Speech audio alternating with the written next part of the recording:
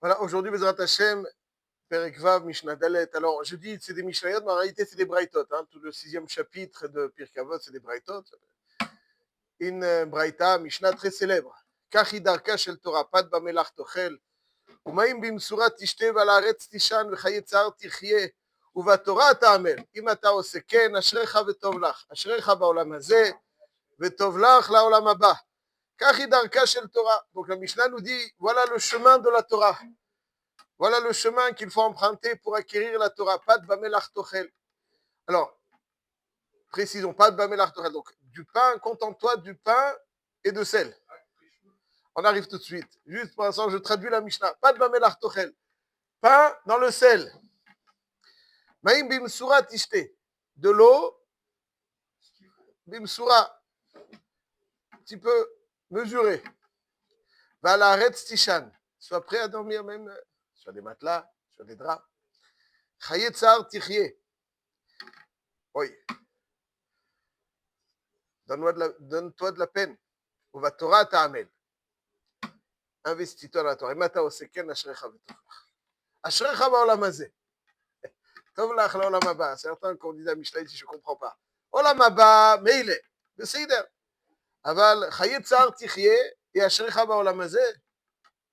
חיי צער תחיה ואשריך בעולם הזה. חיי צער תחיה. Tu me dis חיי צער תחיה pour לעולם הבא. אבל חיי צער תחיה אשריך בעולם הזה. Comment c'est possible חיי צער תחיה אשריך בעולם הזה? Tu te donnes la peine avec du tsar, avec... אשריך בעולם הזה. הוא אשריך בעולם הזה. אוי לו מה פה? כן, אבל אוי לו מה זה? איפה העולם הזה?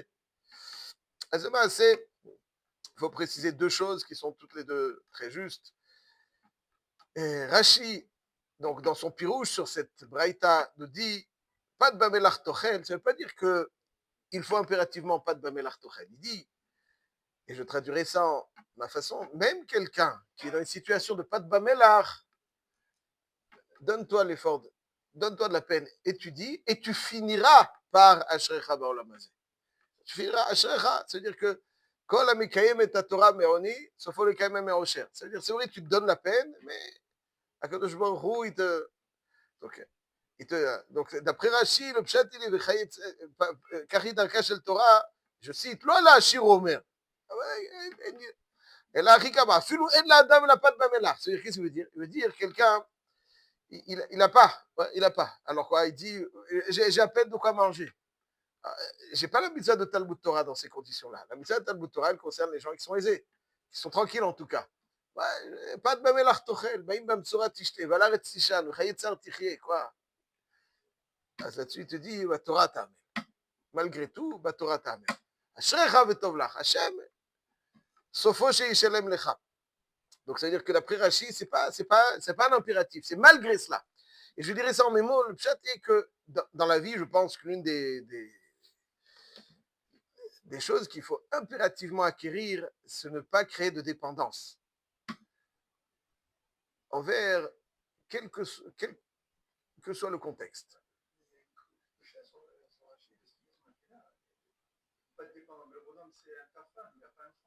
C'est ça.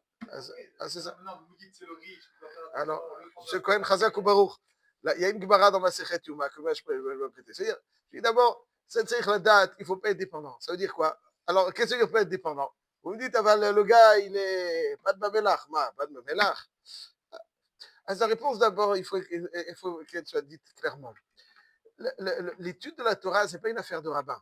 La base de la Yahadout, dans certaines générations, malheureusement, à certains endroits du monde, on a l'impression, il y a le juif qui prie 3 fois par jour, mais les tefilines, respecte Shabbat, il mange kasher. Bon, il étudie un peu la Torah, mais il y a les rabbins.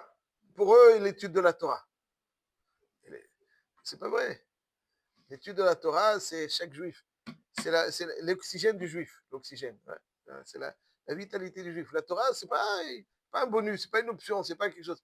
Chaque instant de libre, il faut étudier la Torah.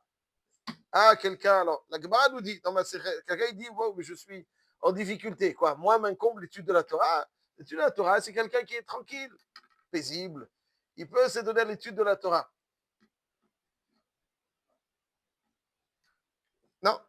Tanoura Banan, Gemara Yuma, Daflamet Moudbet. Ani ve'ashir ve'rasha ba'im ledin. À 120 ans, tout le monde se présentera devant Akadosh Baruch Hu. Parmi les questions qu'on posera, c'est à 11h21, mardi, qu'est-ce que tu as fait? Ok. 11h19, qu'est-ce que tu as fait? 11h23, qu'est-ce que tu as fait? 11h26, qu'est-ce que tu as fait? Etc. Chaque instant, il faut qu'il soit expliqué. Qu'est-ce que j'ai fait?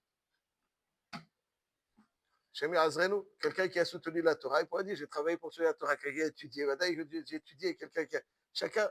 Mais la vie d'un juif, c'est pas la perdre dans les terrasses des cafés. Il serait capable de répondre. Tu as 70 ans, 50 ans, 70 ans, tu es à la retraite. Nous, qu'est-ce que tu as fait le 2 juin?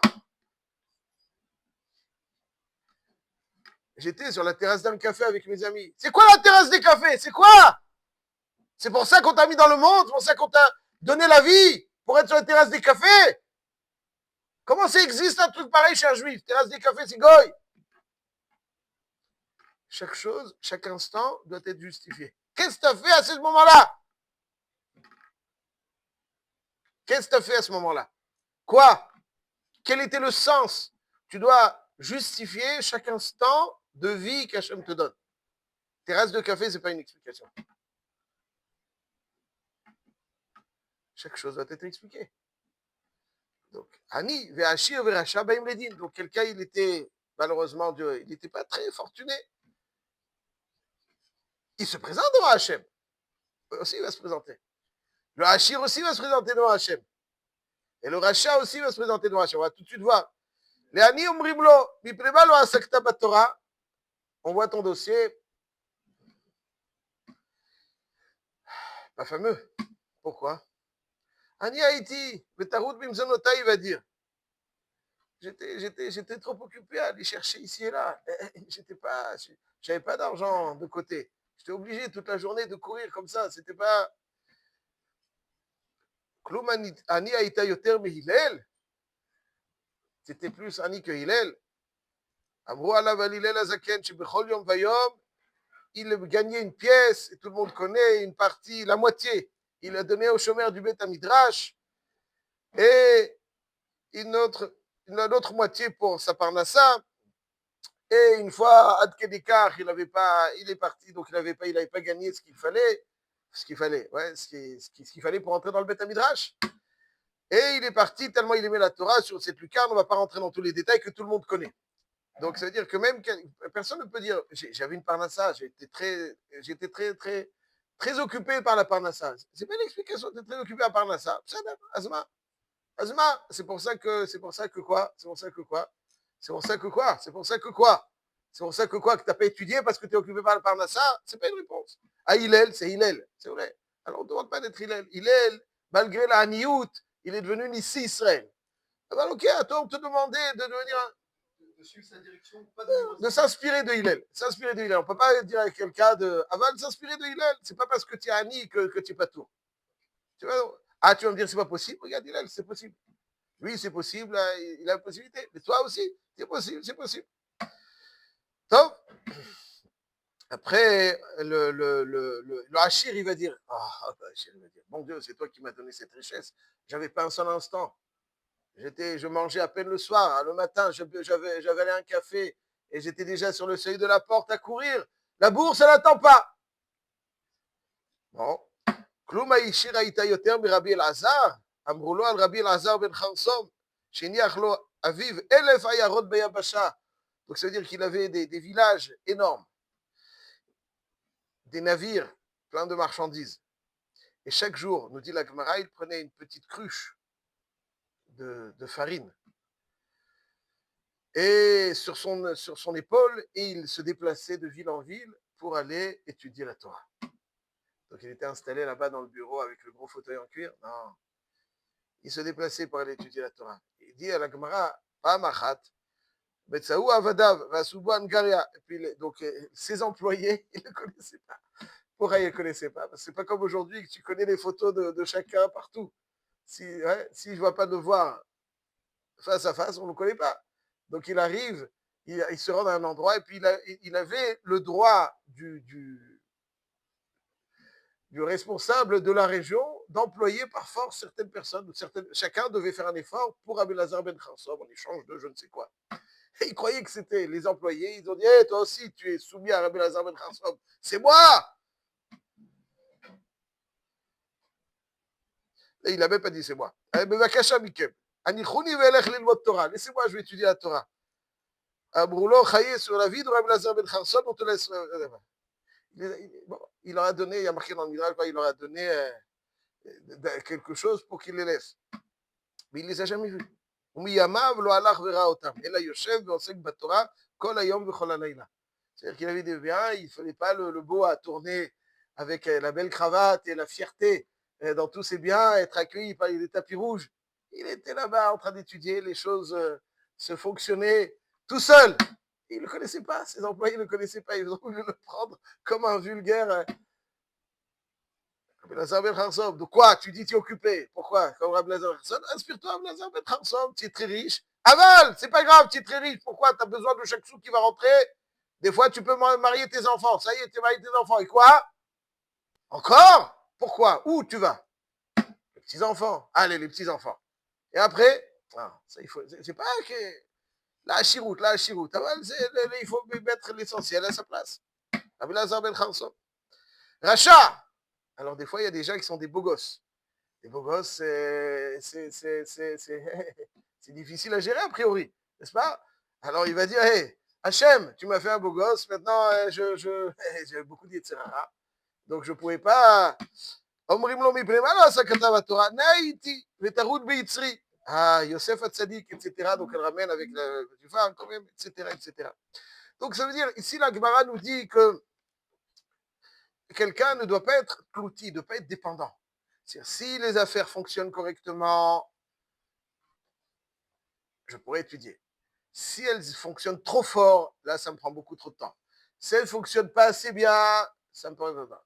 S'il se passe ça, il ne faut pas attendre. La Torah, ce n'est pas une option. Lorsque j'aurai le temps, comme quelqu'un qui dit, lorsque j'aurai le temps d'aller jouer au golf, ben, j'aurai au golf. Là, je n'ai pas le temps.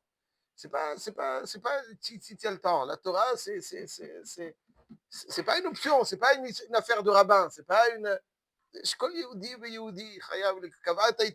arrive à 120 ans. Kavata itim la Torah ou pas? C'est la question à laquelle il faudra répondre. Il faudra répondre. Kavata itim la Torah. Il faudra répondre. Et donc, nous dit, même si tu as tout ça, même si tu as tout ça, même si tu as des cautions, sois pas dépendant. Fais ce que tu as à faire. Même si c'est. Ça, c'est le pshat de Rashi.